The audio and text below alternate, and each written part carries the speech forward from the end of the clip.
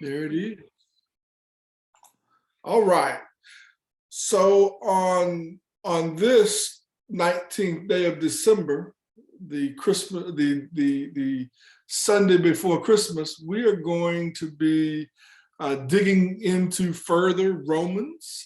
Today's scriptures will come from Romans 11, 1 through 12. So if you want to go ahead and grab those, we will certainly go ahead and grab those. As always, as I move forward, I will have the scriptures up so you don't have to necessarily search on your Bible. But if you want to read and I call on somebody to read, you can just read it off the screen. And so that'll be coming up here in just a moment. But today's discussion is from Romans 11, 1 through 12, and it's entitled for today's purposes, The Remnant. Now, I've got some people on here who I know what a remnant is, so I'm gonna let some people out there tell me, what is a remnant?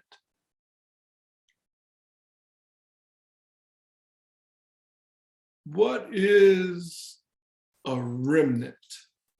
A remnant in general is what is left behind. From what? Is what is discarded from what is what's left behind after you use what it is that you want. Ooh. And it typically comes from a larger piece. Is that fair? That's correct. So the remnant is, and the reason I have this picture up is because quilting is generally a remnant art form, meaning that it is created from things that are left over. It's where we take scraps of cloth and we form them into a quilt. And some people can make, you've seen them with squares, and some people you've seen them look like this. This is actually a quilt that a young lady makes, and she is a fabulous artist. She was in Chicago, featured in the Chicago, I think it's the Art Museum, Christy, was that correct? Yep, that's correct. The Chicago Art Museum. And we got to see her stuff, and I've got probably 50 pictures of these, and they are just amazing. There are at least 50 of them. But what she did was she took scraps of fabric and she made something whole. So today's title gives you some insight into where we're going, the remnant. Let me see if it's gonna make me do it is. So let's start off Romans 11 and 1. It says, I ask, then has God rejected his people? By no means. For I myself am an Israelite, a descendant of Abraham, a member of the tribe of Benjamin. Now, last week I was trying to travel back and forth, get ready to go. And so I missed a majority of what Pastor, well, he's not on his, but Pastor Porter talked about. He might not be on here. So can anybody tell me what, kind of the gist of last week was?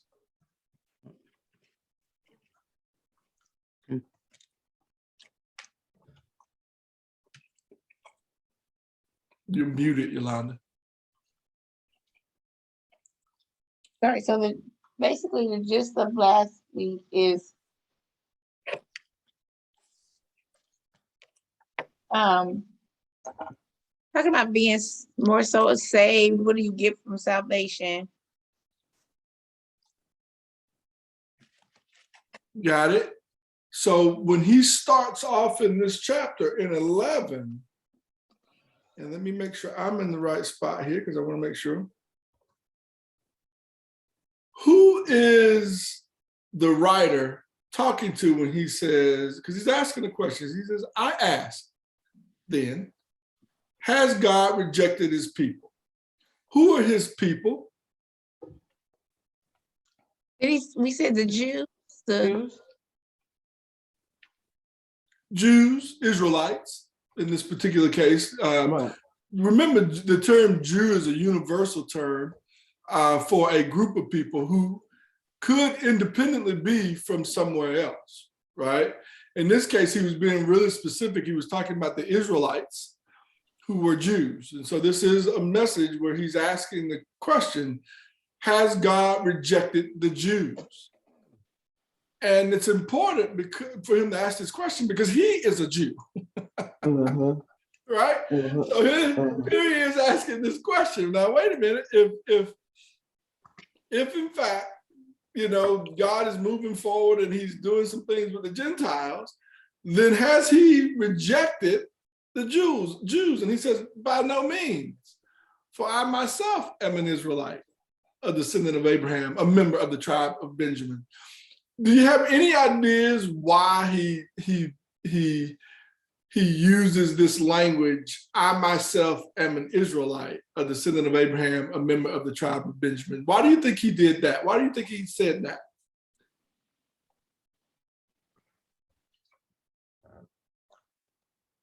Is he no different than the rest of them or something? You are on it, Watika. That's it. He needed them to know that he's not pretending to be a Jew. Mm-hmm. He's not Jew because he decided to become a Jew. He was born a Jew. Mm-hmm. He said, I've been a Jew from the beginning, all the way back to the tribe of Benjamin. He said, I am a descendant of Abraham. I am a member of the tribe. I am a Jew. I am one of you. So before we go any further, he said, I am one of you. You can trust me. I'm with you. I'm a Jew. Pretty good to me. And then he goes into 2 and he says, God has not rejected his people whom he foreknew. Do you not know what the scripture says of Elijah, how he appeals to God against Israel? What?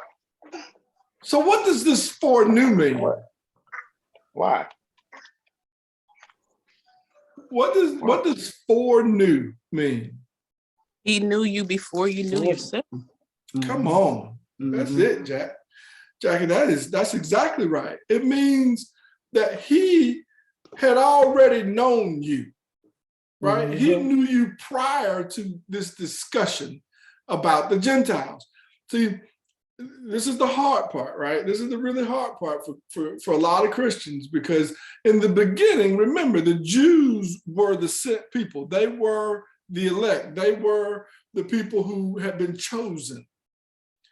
And he had relationship with them. In fact, almost all of the Old Testament is a discussion of what happened with Jews. Okay? So the Old Testament is about Jews. It comes from Jews. It's about Jews. It's based in Jews. And he's saying, I've known you back before most of you, all of you were even born. I knew you. I knew you when being a Jew was the only way, right? He says, so I knew you before. So he's got this kind of a relationship with them. And then my favorite part, here it comes. This is the Old Testament. This is some new stuff, some old stuff. He says in Romans 11:3-4, he says, Lord, they have killed your prophets. They have demolished your altars, and I alone am left, and they seek my life. But what is God's reply to him? I have kept for myself 7,000 men who have not bowed a knee to Baal. Anybody know this story? Oops.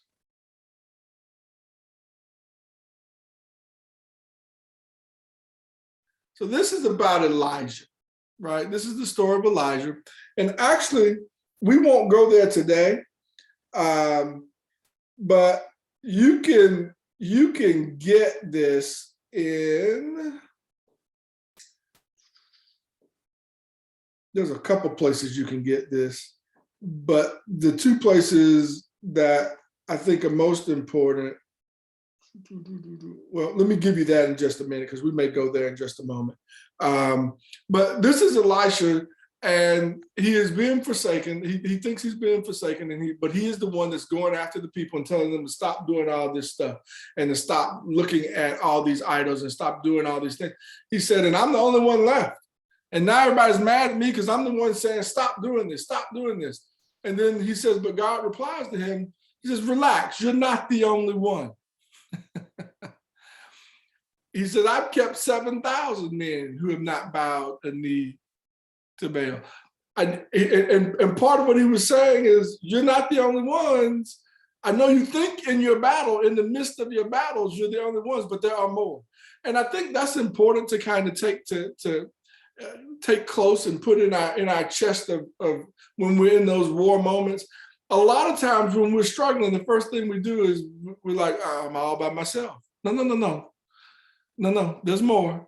Even in this thing that I'm dealing with my foot, initially my thought was nobody will understand. But then as I've started to walk around and see people, I realize how many people have prosthetics. And I think to myself, those are all soldiers who've been through the same thing I've been through. Now, maybe the results are different, or their interaction with God may be different. So some of the things that happen are different. But the reality is, I'm not the only one. And when you're going through your problems, you're probably not the only one. You may be the only one you know, right? And if you close yourself off, you don't establish relationships with people where you can talk, you may never find those people. But the reality is they're there. So part of this relationship piece that we have as a church that requires that we get closer together and that we start to function as a family is the benefit of it is that we start to find people who've gone through some things we've gone through. And so they can help us through those things, but only if we have relationship. But God here clearly says, no, I haven't forsaken any of you. There's 7,000 of you there. You can do this thing. This thing is, I have set aside the resources to let this go forward. The forethought that he has for us. And in 11:5, he says, so too at the present time, there is a remnant chosen by grace. He's saying there are more Jews who've accepted Christ, and that there is a remnant, a portion of the Jews. So if you could imagine Jews being a massive bolt of fabric, okay? And if you don't know what a bolt of fabric is this, when you go to the store, they have all one color fabric wrapped around this thing, and when you open it up, it's bigger than a sheet. I mean, it's giant. It's a big bolt. I don't know the exact dimensions of it, but you cut off pieces of it to manufacture clothing or do whatever it is you're doing. And so the Jews in general, if you see them as a bolt of fabric, this giant sheet of fabric, he says there are little pieces that when they were making different things that fell on the floor, that were scraps, that are remnants that have been chosen by grace, not by work, but by grace. Remnant.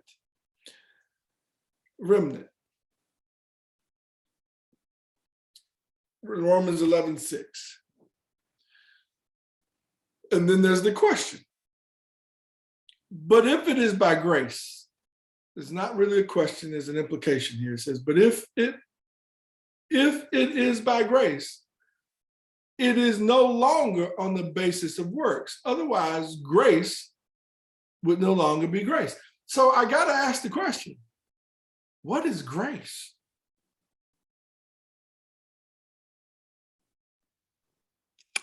Something we is all given us. say. Oh, go ahead. Wasika? Oh, okay. Unmerited favor, we didn't earn it. Ooh, so unearned favor. Watsika, were you going to add to that? And you're undeserving, but yet he still, because he loves us, so he just going to bless you with it because you're not worthy of it.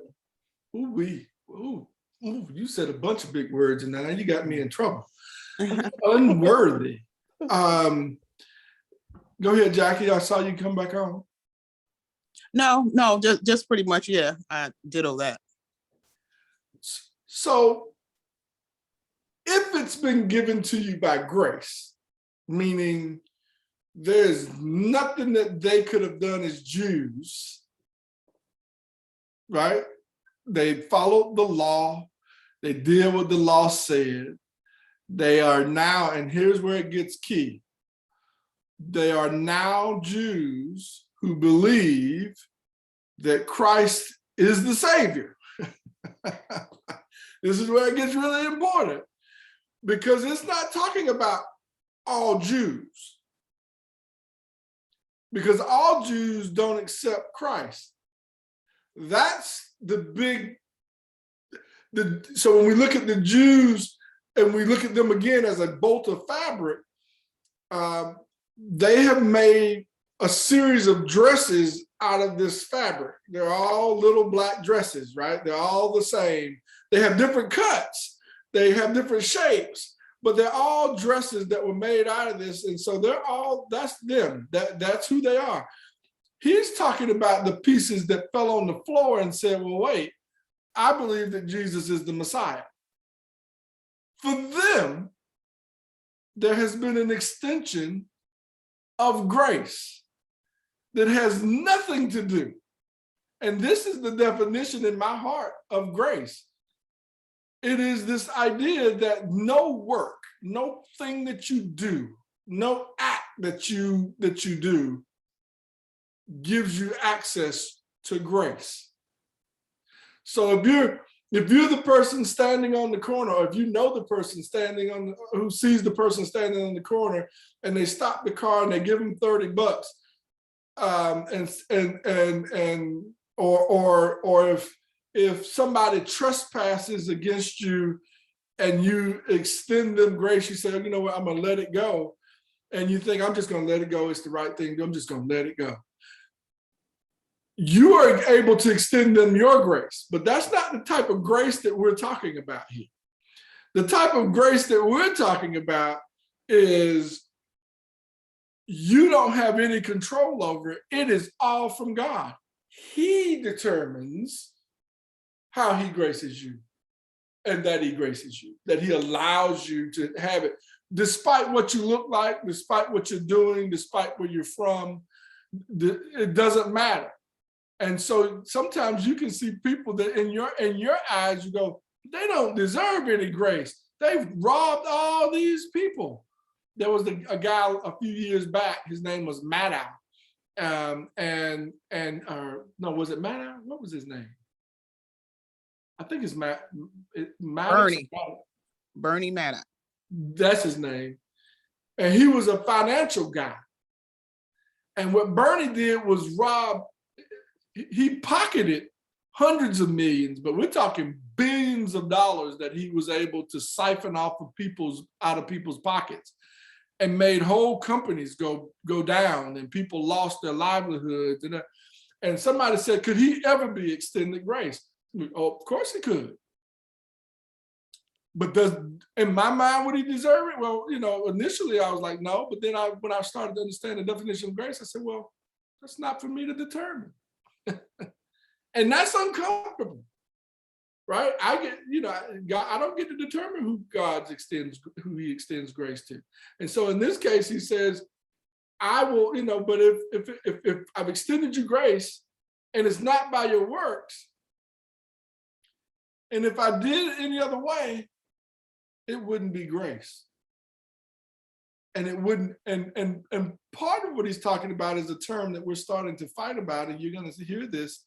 You're going to hear this coming up in the next probably 6 months. But this whole term of equity, people are starting to get mad about equity, and equity simply says that you afford people what they need to be successful, even if what they need is more than what somebody else's needs. Doesn't mean you give them equal. It means you make them equitable so that they can both accomplish the same thing.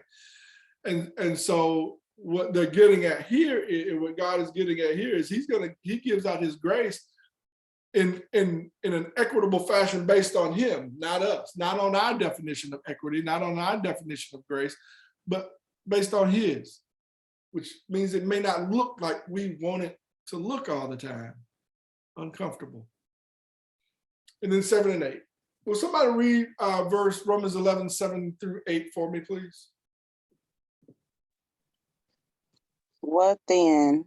Israel failed to obtain what was seeking. The elect obtained it, but the rest were hardened.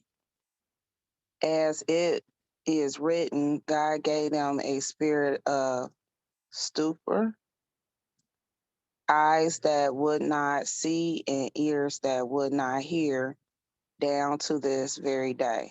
Ooh wee. Ooh wee. So elect. Does anybody remember or have a thought about what the elect are? Anybody remember?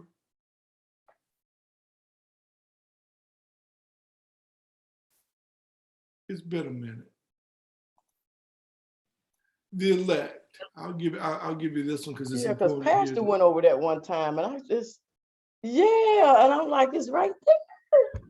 Oh God. Yeah, the elect. Now, I always have to go back to what happened in the Americas, really around 1790s, 1800s, early 1800s.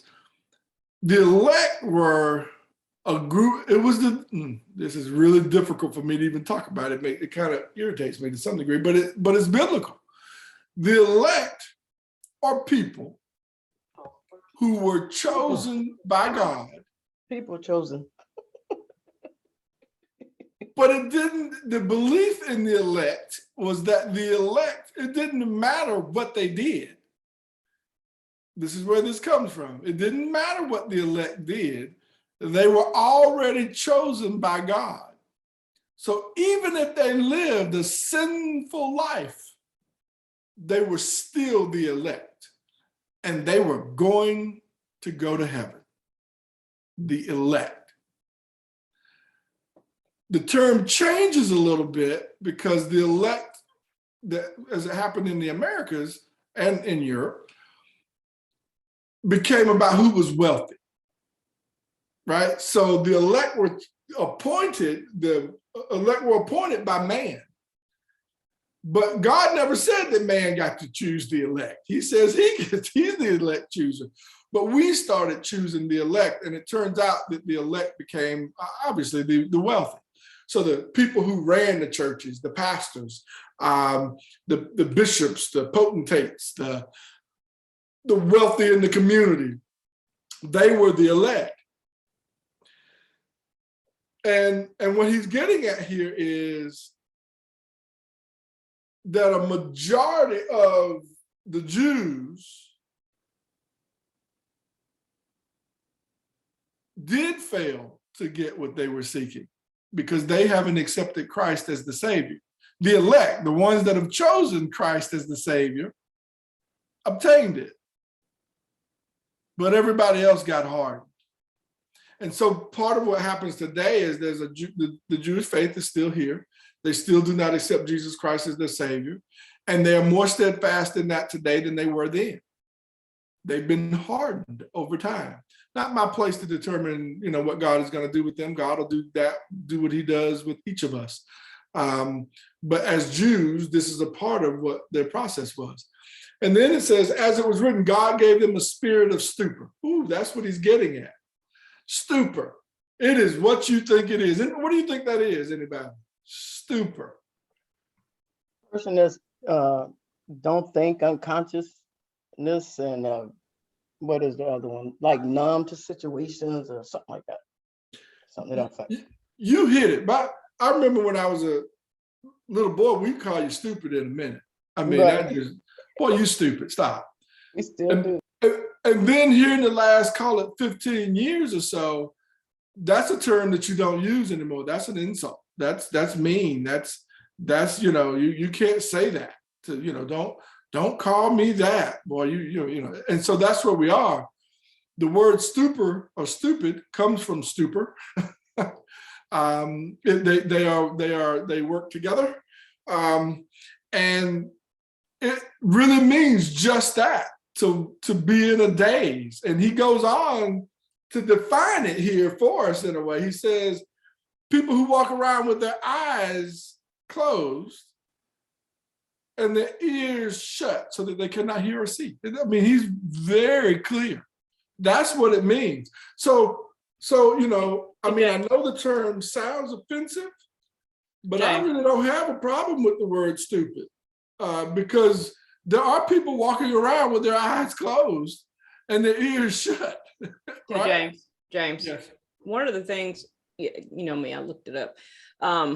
So stupor, unconsciousness or insensibility. So I think stupid is, yes, it does indeed come from that word. But in this sense, I don't think it's necessarily stupid, like we label stupid. I think it really is like this place of they're just not thinking. It says unconsciousness or insensibility, which if you're insensible, I guess, you know, you can, I see where you're getting stupid, but I'm not seeing this as God gave them a spirit of stupidity. It's more of that's where I'm headed. Lack of awareness. Perfect. That is perfect. Because that's the point. When we talk about stupor, what we're talking about is just that people are unconscious, that they are moving without thinking, that it's a state of being, not a condition, right? So the word stupidity and the word stupid, or let's just stick with stupid for a moment, is an adjective describing, when we don't like it today, describing another human being, right? And that's what it's designed to do. As a little boy, you would call someone that. But you could easily just go ahead and say, man, you're just walking around in a stupor, right? And you'd be saying two different things, because we're not talking about you being intellectually incapable. We're talking about you being unconscious as an individual. Real difficult term. I don't have a problem with either of the words. There is a place for all of them. In fact, in Forrest Gump, it says that stupid is as stupid does. Yes, Porter.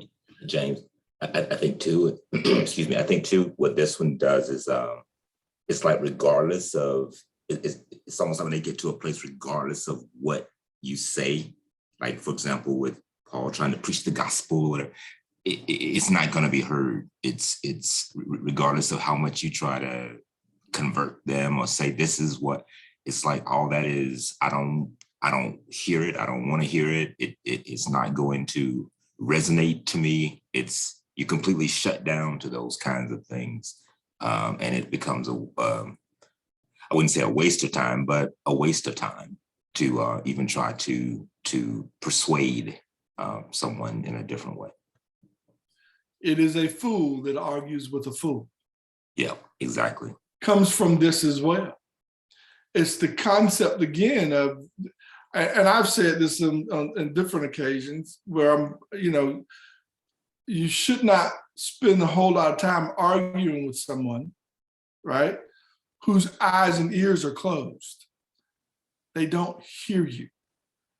And so he's saying to this group of to people, there are some Jews that no matter how much talking you do, they don't hear you.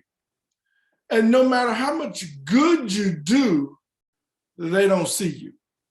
They're in a full stupor, right?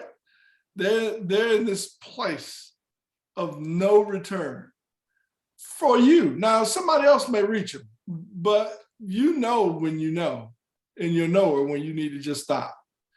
Now, sometimes you'll keep going because you just feel like, I just got to keep going.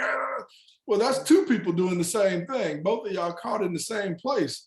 Now, one of you may be right, one of you may be wrong, but who's going to determine that between the two of you? Nobody. Right? So why do it? Why engage in it? Why close your ears and close your eyes? And that's why a lot of times we hear Christian folk talk, and we say this, oh, don't watch that movie. It's an evil movie. Wait. You need to know what's out there. You need to understand. You need to be strong enough not to allow that to then change who you are, right? But you if that's who you are, those are things we just got to be really, really careful of not learning and not knowing, walking around with our eyes and ears closed. Now, there's some places we ought not go, and we know we ought not go there, and that is what it is. But there's some other times when we just need to, sometimes people need to vent, and sometimes you know what they need after they've told you that God doesn't exist and he won't do, and, I don't believe in him, and da-da-da-da. You know what they need after that? Hey, you know what? I don't fully understand it, but I love you anyway.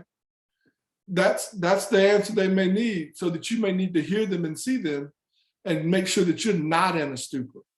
And that you're able to move forward. I'm going to move because if I don't, I'll get stuck. It likes to move. Oh, oops, there we go. It's sensitive. And then he goes on and says in 9 and 10, he says, and David says, let the table become a snare and a trap, a stumbling block and a retribution for them. Let their eyes be darkened so that they cannot see, and bend their backs forever. This is David. This comes from Psalms. I think it's Psalm 69, 22, 23, I believe.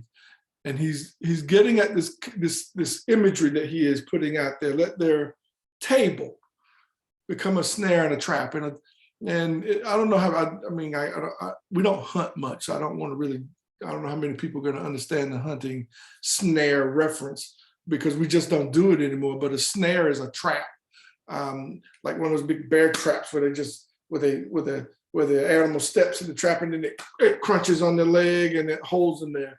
One thing about those traps, just FYI, is those traps are not designed to kill an animal. Right? They're not big enough usually to kill an animal.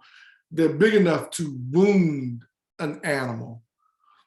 They're big enough to cause them to be stuck there, and eventually they die in the place as a result of being snared, but it doesn't immediately kill them.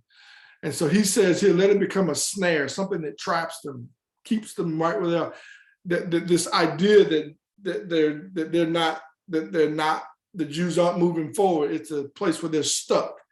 And it's a stumbling block, and it keeps them from getting to the place that they really want to get to. And then he says, let their eyes be darkened, let them be blinded so that they cannot see. But he doesn't mean blind like they can't walk. He means blind that they don't see where they're going from a God perspective. God has all these things for you. He has this place for you. He's got a heavenly place made for you with rooms already created for you. Let them not be able to see that, and let them also bend their backs forever, which means labor. Let them labor forever. And so let me go back. And so on this, he talks about, he's really getting to this place where he's saying that, David is saying that let this thing happen the way it does. God is in this piece in Romans, the author is saying, let the Jews do what the Jews do. There are some that will come. There are 7,000 somewhere or more, right? There are a group of Jews who will be transformed, but the other ones may be stuck in their space forever. Just proof, right? This is the proof that not everybody is going to heaven. I mean, I know this is a hard discussion to have, but that's kind of what this is getting at. Not everybody's going to get to this place of salvation. They're not, no matter how hard you work. Doesn't mean don't work. It means understand that, that there are some that won't, and you love them while they're here, and know that they won't make it. But you're not alone. So as Christian folk, we're not alone. right? And I think we know that probably now more than ever. Now we know that there are Christians who do all kind of things, right? Different places, different kind of thoughts about what that means. But the reality is, I think we know, look, we're on this call together. At the very minimum, we're not alone, right? At the most minimum space we can be in, we're not alone just because we're right here together agreeing. We're working together right now. We're seeing and searching for the same thing. And so we should always know that as Christians. But if this is what the Jews want to do, it says, let the Jews do their thing. There are some of them that will be saved. And then he turns right around in 11 and 12, and he says, so I asked, did they stumble in order that they might fall? By no means. Rather, through their trespass, salvation has come to the Gentiles, so as to make Israel jealous. Now, if their trespass means riches for the world, and if their failure means riches for the Gentiles, how much more will their full inclusion mean? I have to ask now, what do you guys think of that?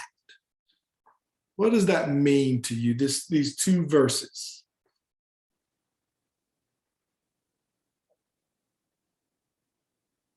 What's your thought about them rather than what they mean? Because we may alter that, but what do you think he's saying here? Like maybe even though they stumble and fall,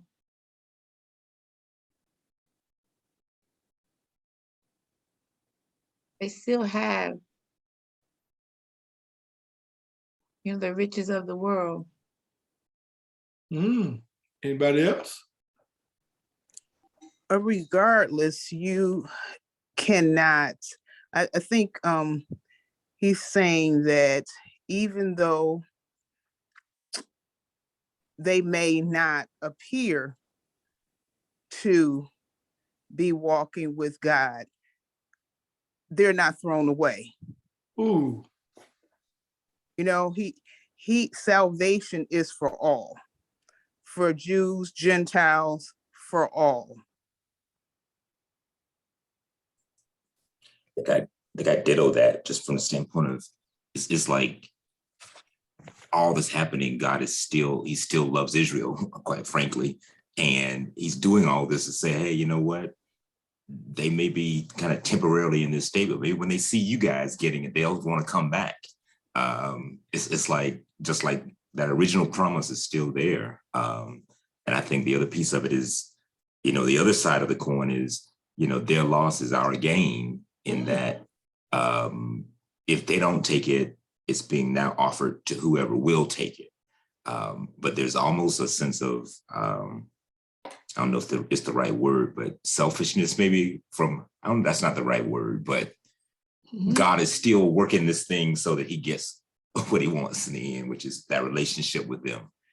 Because hopefully this will provoke them to say, hey, I want to get back in the right place because I see these other people getting what I should have had. Ooh. I'm always taken aback by this little piece right here. I've read this a bunch of times, and I'm reminded of when the sons go away. They walk away from the father's house, and they've taken whatever it was that God had given them to that point, or their fathers had given them until that point, and they say, I'm gonna go off and I'm gonna just do what I do. Right? Does the father not accept them back when they come back? No, in fact, he sees them. He knows them from a faraway place, and he knows who they are. I want to take it a step further. With his physical eye, he knows the shape of them, right? Without even seeing them with detail, he knows that that's my son in a far distance. I can see him. He's coming, right? And that's because he's a child of the Father, right? And so we have to remember the Jews are children of God. They are his children. at one point, they were the only, right? And he's saying that even though they have gone away, in this case, I don't think they've necessarily gone away. I think they refuse to continue to follow. There was a point where they stopped following. So they get this whole gospel all the way up to this one point where the Messiah is born, and then they stop following moving forward, right? And so he's saying, even though they're still my kids though, and if they will come back, I'm gonna take them. He also says that if I go ahead and give my next child access to some stuff that the first child doesn't have access to, that they might become jealous. It may make them jealous. And if it makes them jealous, it's okay for both people. For my second child, who gets access to things that only the first child's supposed to get. Again, I don't want to go too deep into this, but the reality is that when you, at this time, when you had a family, the firstborn male got everything when the father left. They were the inheritors of everything. They became the head of that household. Number two served one. That's the way that worked. And so we always hear about the second child, the second child. And now we're starting to talk a lot about the third child, but the second child being and the first child kind of going after each other because they're looking for control. And he's saying if the first child seeing that the second child has this new access makes them jealous, then so be it. He says it'll be good for all of them. Everybody will be okay. When the first child comes back and the second child keeps moving, then everybody's in a much better place. And basically, and that's kind of the relationship that I'm trying to show you that he's talking about. But he's talking about Gentiles and Jews. My first child, who are the Jews, my first children, the Jews, my first children who are the Jews, right? If they see that my Gentiles, the second children, my Gentiles, the second children, are accessing this thing, then maybe they'll come too. And that'll be great. And oh, how great it will be for those. How much even more exciting it will be for the few that come back, for the ones that come back to be in the family. That's what he's saying. It's time to celebrate. He's calling for a celebration. And that's important to know. Because what God is telling us in all of this is that while the Jews are the Jews and will do what the Jews do, Gentiles, go do this thing fully. Don't look back. And when you do it right, your brothers and sisters who are Jews, some of them will come because they have been already identified as coming back. You just do what you do because you're my kids, you're my children. Because ultimately in all of this,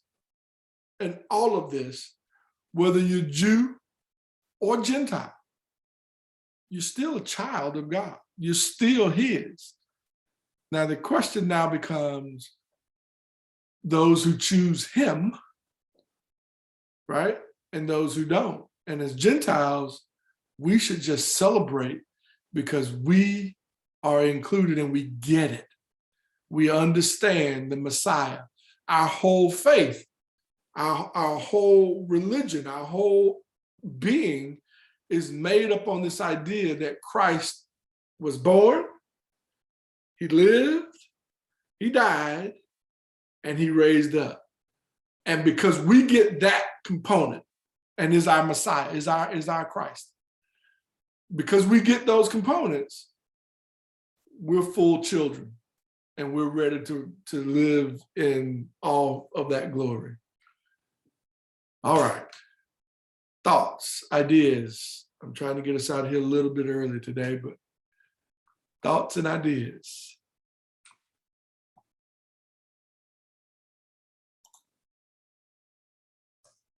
All right. Well, look, I'm going to move and let's see here. Who's here? Oh, everybody, a lot of people.